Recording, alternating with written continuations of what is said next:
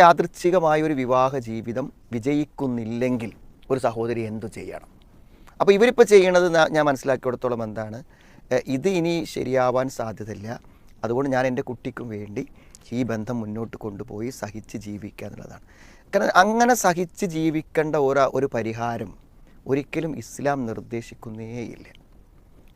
ഒരു വിവാഹത്തിലൂടെ കിട്ടേണ്ട ലക്ഷ്യം സാക്ഷാത്കരിക്കാതിരുന്നാൽ, ഒരു പുരുഷൻ വിവാഹം കഴിക്കുമ്പോൾ ഒരു സ്ത്രീയിൽ നിന്ന് ആഗ്രഹിക്കുന്ന കാര്യങ്ങൾ ലഭിക്കുന്നില്ല എങ്കിൽ എന്നാലും ആ സ്ത്രീൻ്റെ കൂടെ തന്നെ ജീവിക്കണമെന്ന് അയാൾക്ക് നിർബന്ധമില്ല. അതേപോലെ തന്നെ ഒരു സ്ത്രീക്കും എന്താണ്, തന്നോട് നന്നായി പെരുമാറുന്നില്ല, ഒരു ഭർത്താവ് ഉണ്ടാകുന്നത് എനിക്ക് ഭർത്താവ് ഇല്ലാതിരിക്കുന്നതിനേക്കാളും ഒരിക്കലും ഒരു ഗുണമില്ല എന്ന് അവർക്ക് തോന്നുന്നുണ്ടെങ്കിൽ അവരതിൻ്റെ പരിഹാരത്തിൻ്റെ വഴികൾ തേടണം. അതൊരു കുട്ടിയുണ്ട് എന്ന് വിചാരിച്ചിട്ടൊന്നും അവരൊരിക്കലും അങ്ങനെ ആവാൻ സാധ്യതയില്ല. ഞാൻ തന്നെ പലപ്പോഴും മനസ്സിലാക്കിയിട്ടുണ്ട്, ഇപ്പം പിന്നെ 10, 40, 50, 60 ഒക്കെ വയസ്സായിട്ട് ഭർത്താവ് ഒഴിവാക്കുക അല്ലെങ്കിൽ ഏതെങ്കിലും കാരണവശാലും മരിക്കുകയൊക്കെ ചെയ്തിട്ട് വീണ്ടും അവർ വളരെ സുന്ദരമായ ദാമ്പത്യങ്ങളിലൂടെ മുന്നോട്ട് പോയ ആളുകളെ വലിയ പ്രായത്തിൽ പോലും നമ്മൾ കാണുന്നുണ്ട്. ഒരു പക്ഷേ അതൊക്കെ എങ്ങനെ സാധ്യമാകുന്നു എന്ന് ചോദിച്ചാൽ, ഒരു വിവാഹം പരാജയപ്പെട്ടു എന്നത് ജീവിതം മുഴുവൻ പരാജയപ്പെട്ടു എന്നതിൻ്റെ തെളിവല്ല. അപ്പോൾ ഇവരെന്ത് ചെയ്യണം എന്ന് ചോദിച്ചാൽ, ഇപ്പോൾ ഇവരെത്ത് പറ്റിയൊരു അബദ്ധം എന്താ വെച്ചാൽ, ഇത്രമാത്രം അവഹേളനവും അവഗണനയും ഒരു ഭർത്താവിൻ്റെ ഭാഗത്തു നിന്നുണ്ടായിട്ടും അവരവിടെ തന്നെ ഉണ്ട് എന്നതാണ് അവരുടെ പരാജയം. അവരവിടെ ഉണ്ടാവാൻ പാടില്ല. ഒരു ഭാര്യയ്ക്ക് കിട്ടേണ്ട അവകാശങ്ങൾ കിട്ടുന്നില്ലെങ്കിൽ അവരവിടെ ഉണ്ടാവാൻ പാടില്ല. അപ്പോൾ വിവാഹം കഴിഞ്ഞ് വളരെ വൈകാതെ തന്നെ ഇയാളിൽ നിന്ന് എനിക്കൊരു ഭർത്താവിൻ്റെ ഒരു പരിഗണനയും ലഭിക്കുകയില്ല എന്ന് പറഞ്ഞാൽ, ഒരു മിനിമം ആഗ്രഹമാണ് അയാൾ കൂടെ ഭക്ഷണം കഴിക്കുക, പുറത്തിറങ്ങാൻ. ആ മിനിമം ആഗ്രഹങ്ങൾ പോലും അദ്ദേഹം എന്ത് ചെയ്യുന്നില്ല, നിവർത്തിക്കുന്നില്ലെങ്കിൽ അപ്പം ഇറങ്ങണ്ടേ? കുട്ടി ഉണ്ടെങ്കിലും ഇല്ലെങ്കിലും എന്ത് ചെയ്യണം? അവർ ഏത് രക്ഷിതാവിൽ നിന്നാണോ അവർ ഇയാളുടെ കൈകളിലേക്ക് എത്തിയത്, ആ രക്ഷിതാവിലേക്ക് എന്ത് ചെയ്യണം? തൽക്കാലം അവൾ തിരിച്ചു പോകണം. തിരിച്ചു പോയിട്ട് എന്ത് ചെയ്യണം?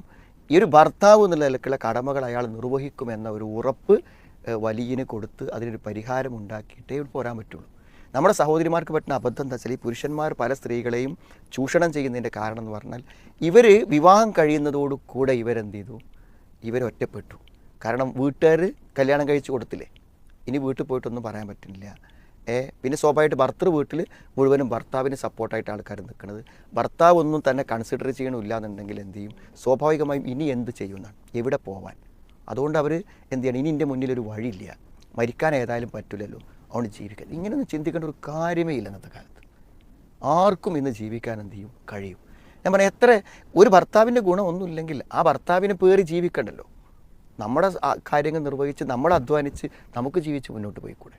അപ്പോൾ ഇങ്ങനെ നിന്ന് പോകും, എന്ത് ചെയ്താലും ഇങ്ങനെ നിന്ന് പോകും എന്ന് വിചാരിക്കുന്നത് കൊണ്ടാണ് ഇവരങ്ങനെ ചെയ്യണത്.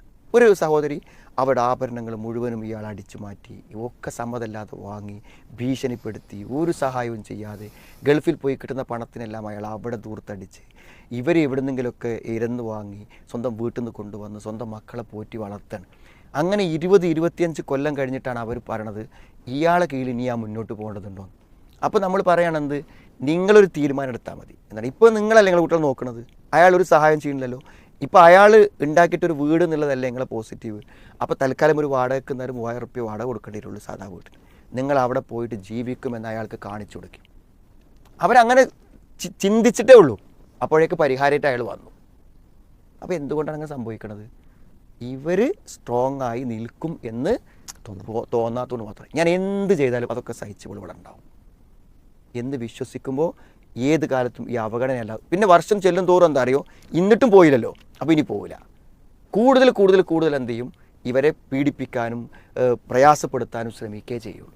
അപ്പോൾ തൻ്റെ വിഷയങ്ങളിൽ വളരെ ധൈര്യപൂർവ്വം നിന്നിട്ടുള്ള തീരുമാനങ്ങൾക്ക് സഹോദരിമാർ തയ്യാറാവണം. ഇതുപോലെ അവഗണിക്കപ്പെടും. അപ്പോൾ ഇതിനൊക്കെ പരിഹാരമുണ്ടാവും.